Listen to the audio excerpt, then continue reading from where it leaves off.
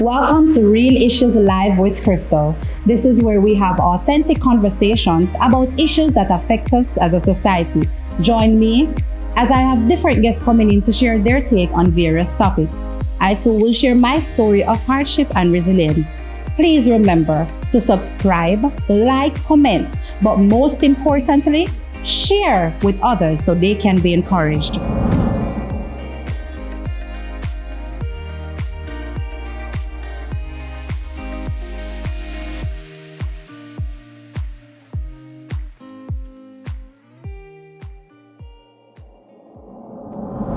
Welcome back to another episode of Real Issues Live with Crystal. So today we're with Horace Daley, and he's here to tell us all about his entrepreneurship journey as well as a little bit about his personal life. Welcome, Horace. Thanks for having me.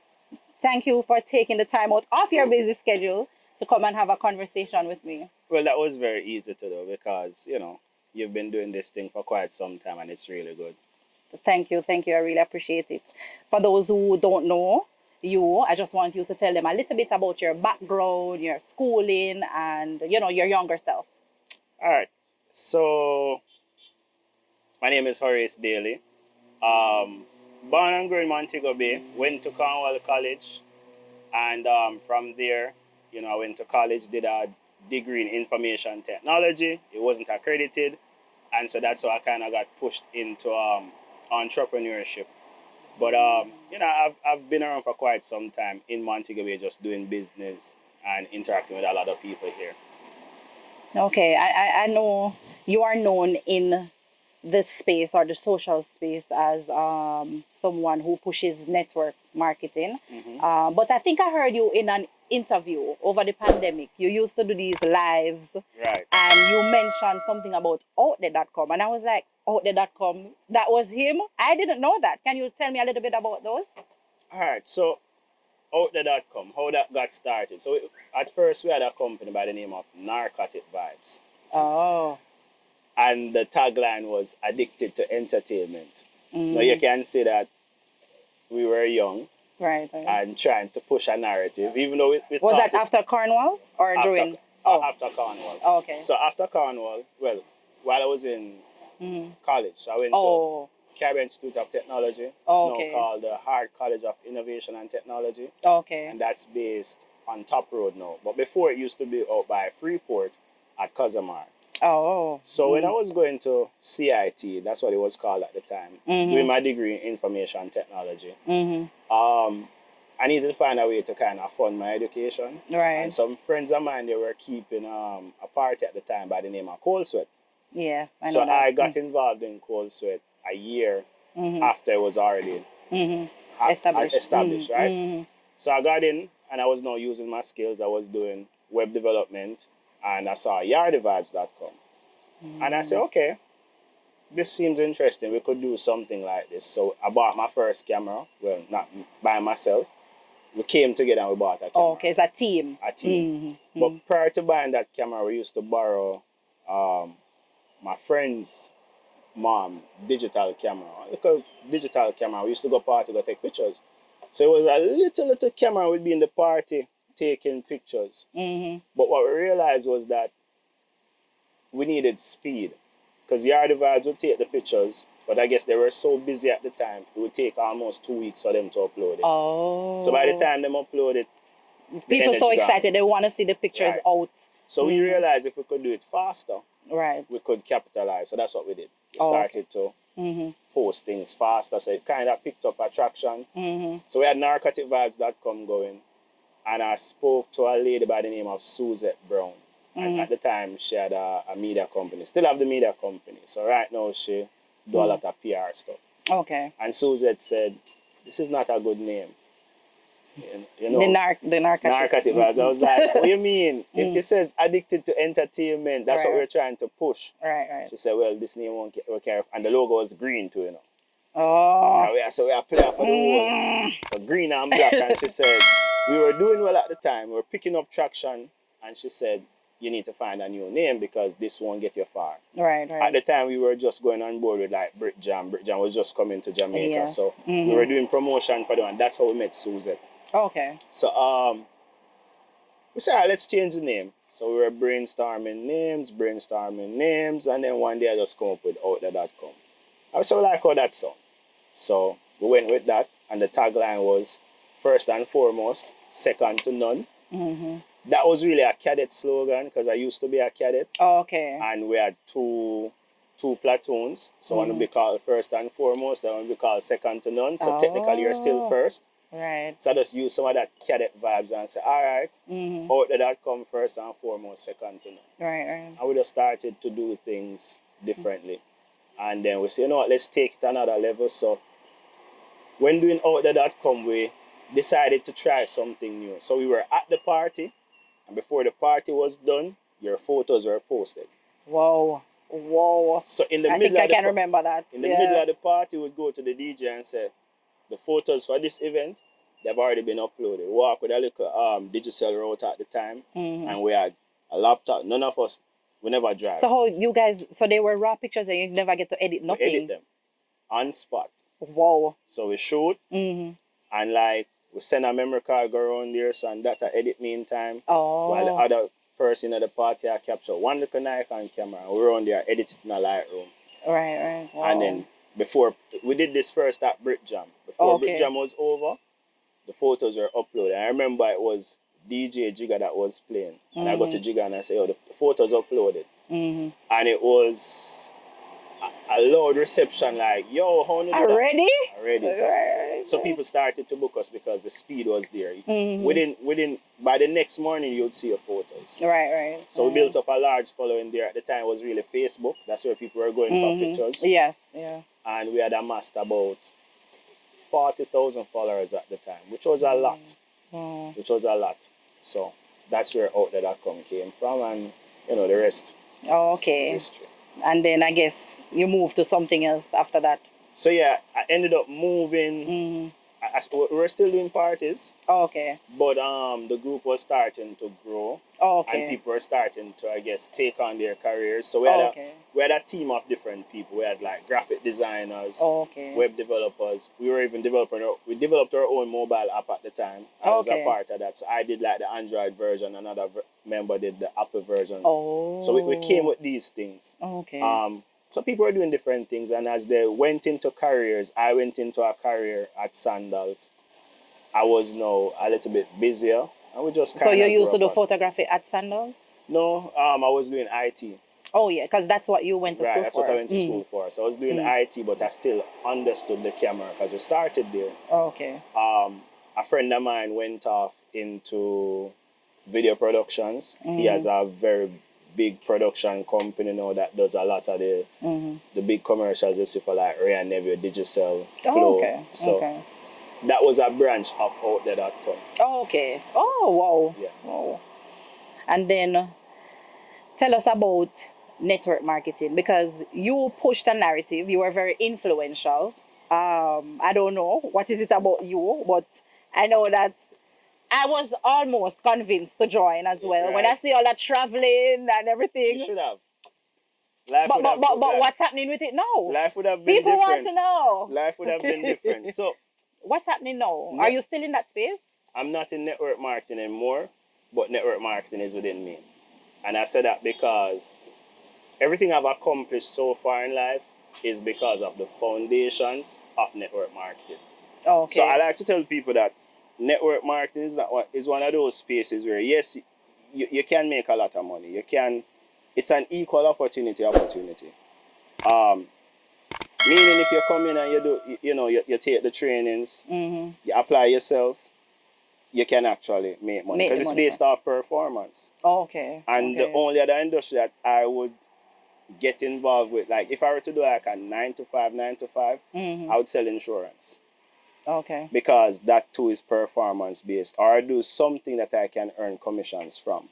Because sales based, performance based. Whether it's sales or if you can pay me based off my performance, right, I can gauge how much money I can make. Okay, because you know you're going to give it your all. Exactly. But if you show up every day at a job and whether you work 60 hours for the week or at the same pay, there is nothing there for really say Right. And I mean to each his own. We just tell you, say, from my perspective, I see we're being paid for performance, making a lot of money. Right. And I see, you know, these insurance agents who are doing well, the $1 million round table, they're making it. You have some insurance agents making $1 million a month. Right, right. Now, I said that to say it's kind of a similar concept with network marketing. Right. It's misunderstood because people take it and do other things with it. But it's a legitimate industry. It's been around for hundreds of years. Right, right. So I'm an advocate for it. I'm not an advocate for every network marketing company. I do have my biases. Right. But for the most part, yes, I'm an advocate. Because I think one of them was some traveling thing, and the other one was the trading, the Forex. No, the other day, I don't know, something big happened. Was it since the president something, and people started to saying that they're making a lot of money now from the trading? Do you regret stopping based on this big outburst now with the goal? And I don't understand it fully. Maybe you can understand it a little, explain that a little better. So for me, in terms of you think that now is the time to do it, and you regret that? No, I'm gonna tell you why. Network marketing is designed to give you certain skills. Like it's one of those environments that exposes you to more in terms of personal development. So what I was really alluding to earlier was you may get involved in a network marketing company, you don't make it to the top in the company, but you make it to the top somewhere else because of the teachings that were passed on to you. Because this is one of the environments where you find like-minded people, kind of like church. That's how I look at it. You find like-minded people, you're reading the books, you're listening to the audios, and eventually that shapes your mindset. So maybe you're not necessarily good at talking to people in order to get that sale, but who you're becoming in the interim, maybe you become a better leader. So I've seen people not make it to the top in the network marketing company, or even make it at all. They develop as a person. And they excelled in other places. Right. So for a while, there was a time when my business paused in network marketing. I wasn't making any money, but I was still going to the trainings. I was still enjoying the process. And today, having, Paradise Pixels, a lot of the network marketing principles I've been able to apply in terms of, customer service, leadership, and, that's why I have the reviews that I have right now for that business. Right. Okay. It's just that maybe I want to get into the whole Forex thing. So I wanted you to talk on Forex is how legitimate. You think it's happening now, if people should jump on that if they're really interested. All right, so here's a trick. You have a network marketing company is designed to promote a product or service. Right. Through your network, of course. Right. Do you need a network marketing company to learn Forex? Absolutely not. Right. You don't. Right. But if you see a way where you say, okay, I'm going to be learning Forex anyways. Right. And I can make some money by introducing other people to the course, because that's really what's happening. The company has a Forex course, they have some Forex teachers, and they just monetize this into that type of marketing. So network marketing is a marketing style. Okay. It's people-to-people marketing. Right. So you don't... But I don't necessarily need a network marketing to start my Forex. No. It's just that I may have more support once I... Right. But you also have people who do trainings independent. Well, that's true. Right. So I heard you mention the birth of your current business, Paradise Pixels. Can you tell us a little bit about that? I probably would say it's a rebirth. Oh. Yeah. Not a birth, a rebirth. A rebirth, because it's photography and videography is something I've been doing. Right. For a while, since 2009. So that's what, over 14, 15 something years. So I've been doing it for a while. So how that got started, it was a challenge. A friend came to me and said, that's Michael, he's in tours, private transfers. Yes. He came to me and said, yo, some people do some kayak thing on the beach and I feel like you're good at it. And him said, start the business. I'm like, yeah, man, I'll get around to it. I'm saying, I'll do it, man, I'll do it. And he said, if you start it, man, I'm saying, yeah, man, I'll do it. By that time, I was also trading. Right, So right, I trade Forex, I make money from Forex. Still trade. right. So I said, all right, I'm going to give it a shot. So I bought a drone and I did some more research, got a kayak. Well, I used to get one, but started to rent one. Right, right. And I just, one thing led to the next. I said, all right, I have the kayak, I have the drone, but I need a camera. Right. I mean, I'm better with a camera than a drone. I've known how to use a camera for a while. So right. I went ahead and I got a camera. And I guess this is where network marketing comes in now. Because of all of those connections I built over the years, I understood how to relate to people. I understood how to speak to drivers and say, okay, here's what's in it for you, here's what's in it for me. Guess you get a little commission or right, you get your commission. Yes. And I started building out a team. So it's not just me alone, it's me, my wife, and I also have the assistants of people around me. Oh, okay. So that's kind of how that came about. Oh, right. Speaking about your wife, Roni, right? It's Roni. Like Roni. Yeah. We feel like we know her. I haven't met her, but based on your social media, I feel like you put her out there. I admire you guys. How did you guys meet? Tell us about that. Let's switch gear a little bit and get into the personal life.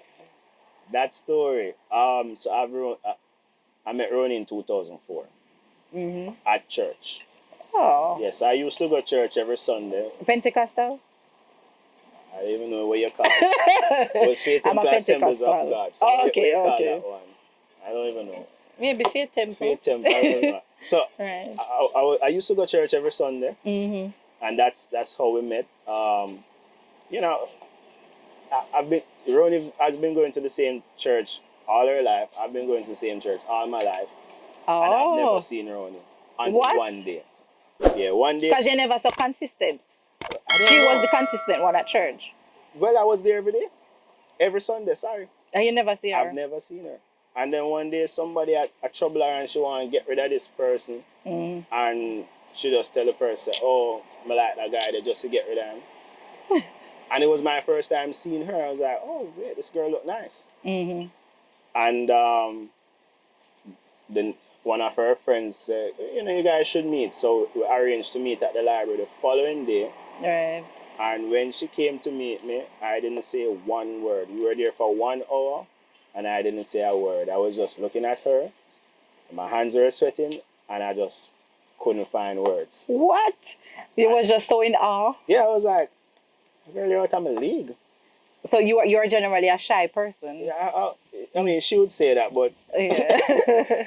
I mean... And you were single at the time? Yes. Oh, Aris, you want to go meet her, right? You're Jamaican men don't cheat. I think. Right. No, you were young and you go Cornwall College. What are you talking about? You go Cornwall College. This is like, if you don't do that, it's like, Right, so I was in grade 8. She was in grade 7. So yeah, we're still young. You're still an explorer. So I don't know if you can use the word single or not. Right. Well, I didn't know you were so young. Yeah, I was that young. 2004. So what you know about that exactly. time? Right. She was 12, I think, and I was 13, or she was 13 and I was 14, something like that. So I met her very young, and I didn't say anything for like an hour. She left, but at the time I had some popularity, so people saw that we were talking. And by the next day, it was at Mobile that this is Horace's girlfriend. I would just run with it.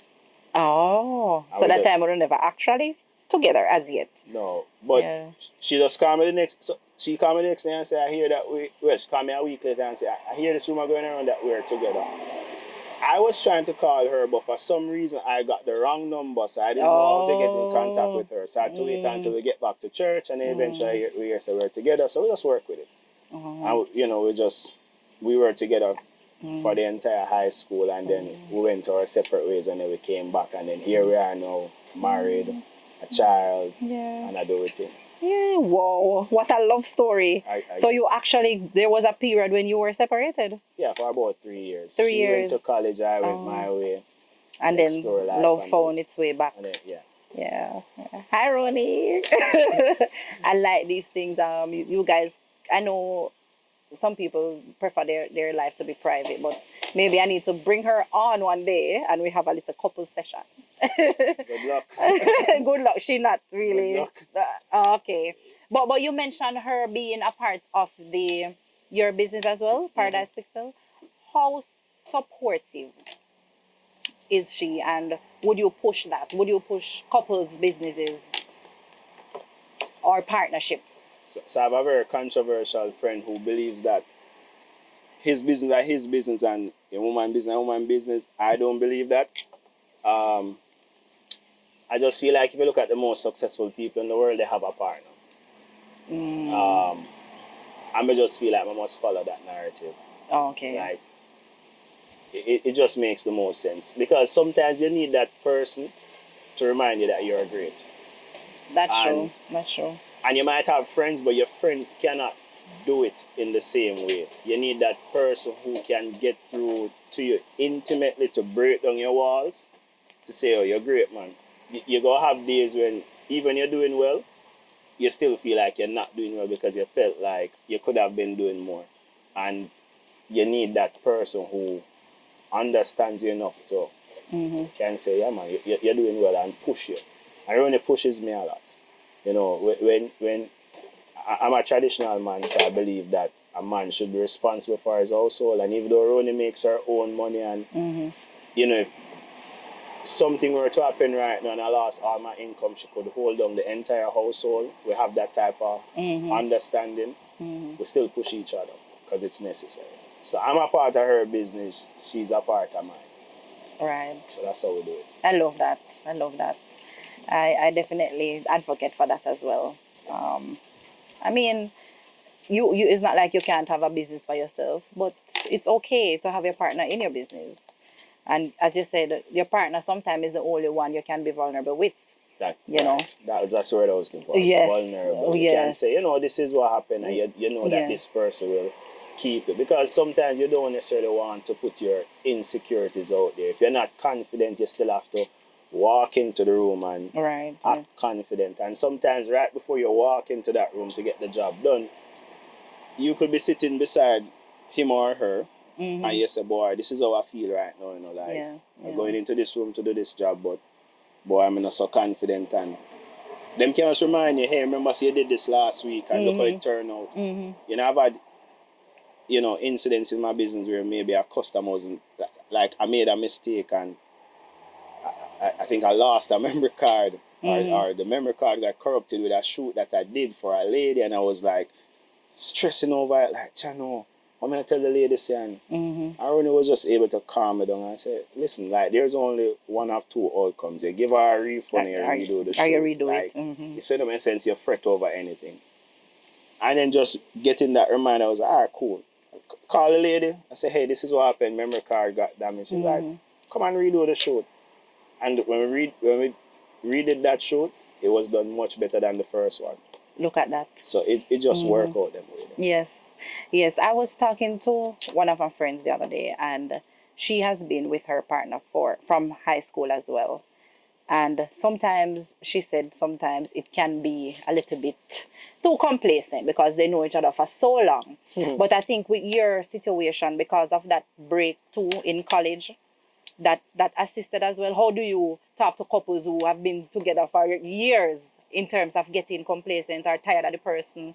What would you say about what things can they do as couples to bring that spark? Get therapy. Okay. A lot of people not ready for that conversation, but that's what you need. You need therapy. Like people get into relationships with all sorts of baggage.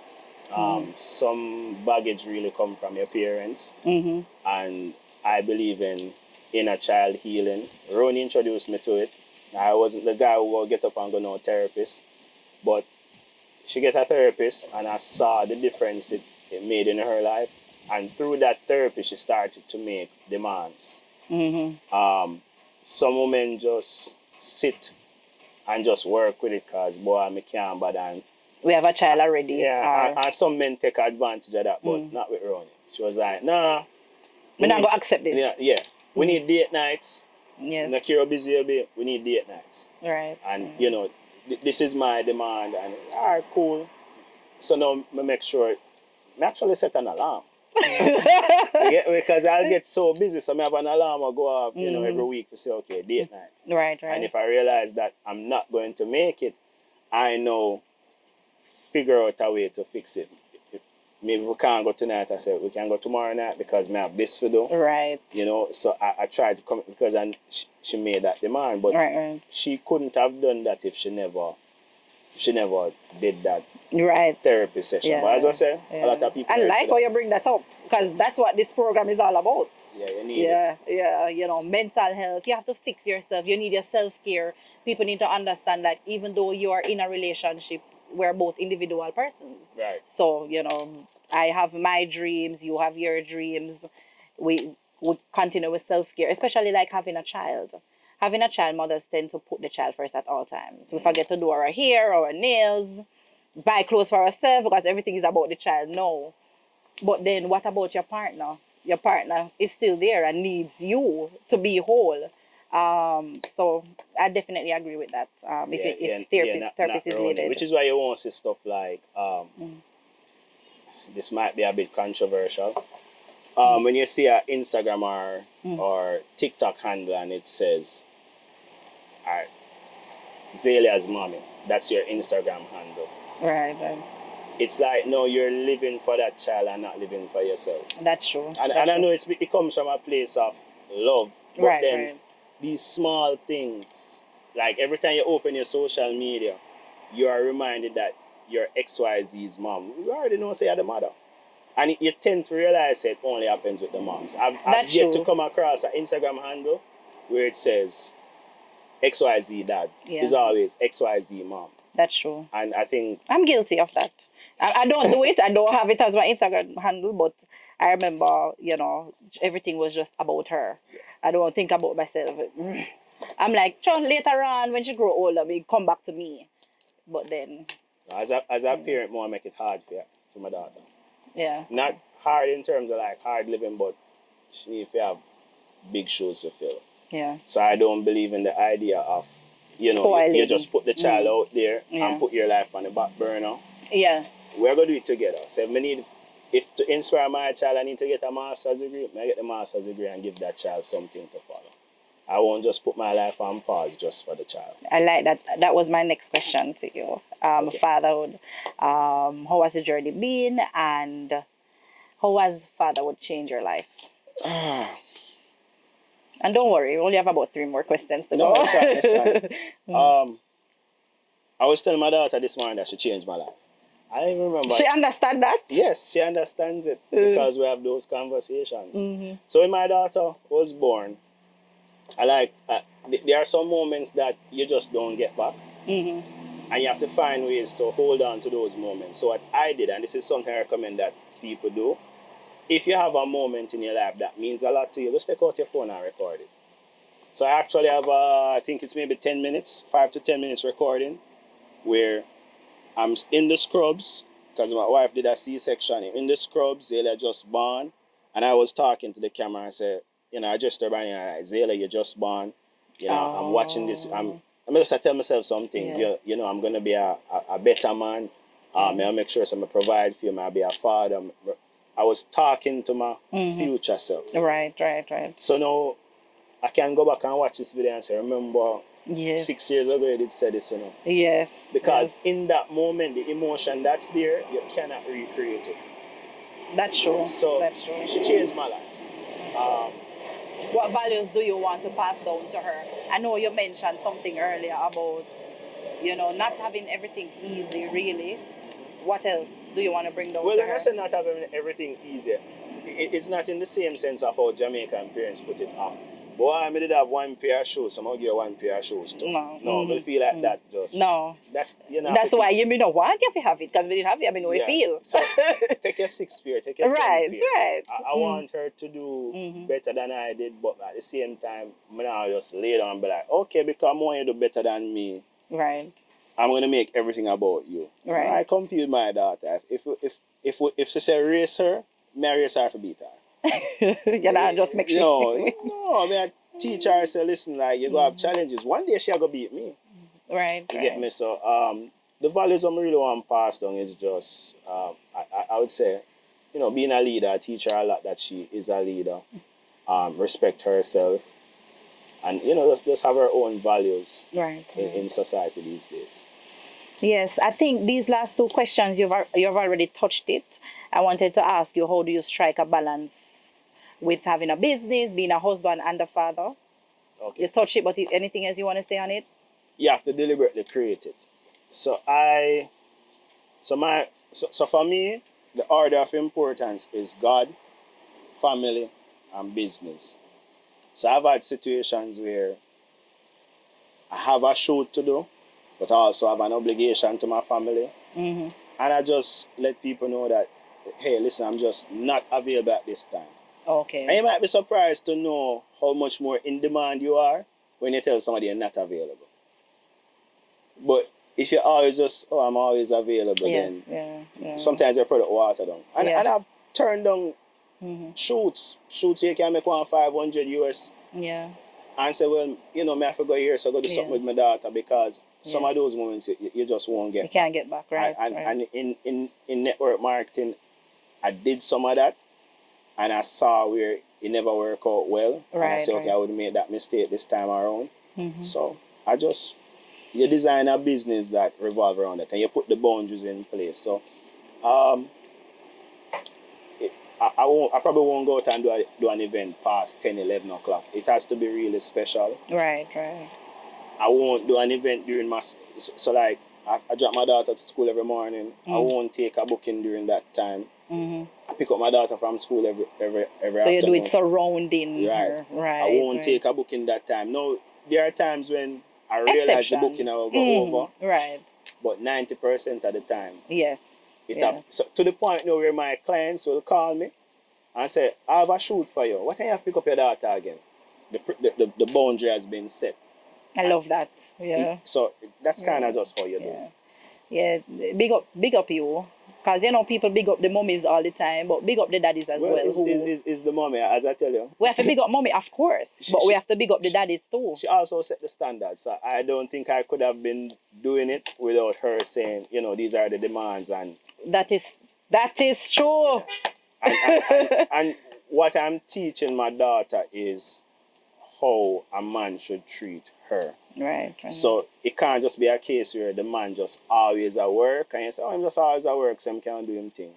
So me being present in her life as often as I can, it's now teaching her that when she finds a husband, the husband needs to be present. Yes. Just always working. Consistent as well. Yeah, I like that. Because sometimes, we women, we complain, oh, the daddy not doing that. You don't demand it. You never demand it, so you can't expect it. Yeah. And if you walk into the situation knowing that this is just not the person you're trying to make that person, you're just not going. You touched so much gems. I think you even already said it already. What keeps you going on tough days? You said it. But anything else you want to say on that? Family keeps me going on tough days. That's the most important thing for me. You see, this is going to be morbid. Just I warn you from now. There's only one guarantee you get in life, and that is you're going to die. Like, it's the only thing what God gave you from the day you're born. It was the only guarantee Him gave. So listen, you're going dead. No matter what you do, no matter how you're not outrun it. And the fact that you're not outrunning it, and it's nothing personal. I'm okay with it, because how I look at it is, at least God never singled me out and say, you're alone. Right. You now come with me. Right. You get me? We all are. Yeah. What happens after is up for, different discussions. So while I'm here, I need to make the most of what I'm doing here. So that's how I look at it. So I get up every day knowing that one day I will not be here. So since I already know that, let me work on the other things. So for me, as I watch my daughter grow each day, I'm like, okay, the clock is ticking. So you keep going, set that foundation. I didn't get any giant shoulders to stand on. So I decided, okay, I'm going to become that giant shoulder. You get me? I may get rich in this lifetime. I may not. But may I make sure say I try my best for do what I need for do, to make sure say she have a solid foundation. If I get another child or two or three, Ronnie. then I want to make sure that them have something to stand on. Like Right, I see right. people sometimes say, boy, the moral is this and the moral is that, but at the end of the day, like, big up Bob. Him Yes. set a trend, and Yes.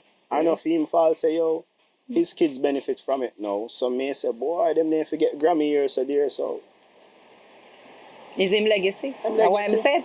you don't want the same thing. Exactly. So that's what I live by. Exactly. Wow, I love your final words. Tell the people where to find you, and if you have any other little thing that you want to throw in for them, for the young entrepreneurs who may feel discouraged, that's what you're here for. Go. For young entrepreneurs who feel discouraged, just get a book. It sounds overrated, but it's the truth. The book that actually changed things for me was Rich Dad Poor Dad. It was the first book I read. And then I went on to read Think and Grow Rich. Then it led to Secrets of the Millionaire Mind, and it led to a bunch of stuff. My YouTube is filled with audios. I don't really watch movies a lot. I get bored. Right. I don't watch a series, I get too drawn out. I only watch things that I can learn from. But these are the things that have helped me. And of course, make sure you have a good partner, because your partner can make or break you. You get me? So choose the right one. Definitely agree with And if you that. choose already and it never works, choose another one. It's just life. Of course. That's it. Better for you, and then you grow from that experience. You become a better And person for your next don't person. carry the baggage. Oh no, Don't carry the baggage over to the next person. because they're going to heal first. Right. Heal Reflect first. on the part that you played too. Exactly. So Right. you- and better for the next Get person. the therapy. They'll give you the tools that you need to Yes. recover. Definitely agree. Contact details. Yeah, Instagram. you can find me on Instagram. My business page is PARADISPIXELSJM, and my personal page is DALEYWINS on all social media platforms. DALEYWINS, because I always win. Woo! And thank you, because I'm winning too with you being here and encouraging my audience. So thank you so much for taking the time out. I do have a little gift for you from one of my sponsors, Toykyas. So if you ever have any private event catering, you can check her out on Instagram. Can I have? Wow. Check her out. Birthday parties, get the private cup. events. Yes. All you for coffee in Yes. this. So that's a token to show you how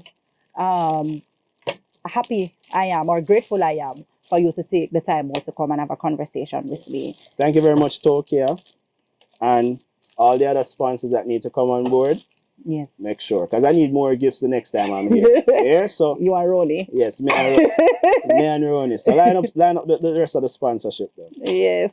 Thank you so much. And thank you to you, my viewers, for tuning into another episode of Real Issues Live with Crystal. See you next time. Thank you for watching Real Issues Live with Crystal. This season is brought to you by Elite Concepts and Solutions, 876 Media Entertainment, and Whitehead Media. Special mention goes out to Andrade Photography, the Atrium at Ironshore, Tokyo's Restaurant and Catering Services, the Faderoom, Genio Clothing, and Larue Molyneaux Photography.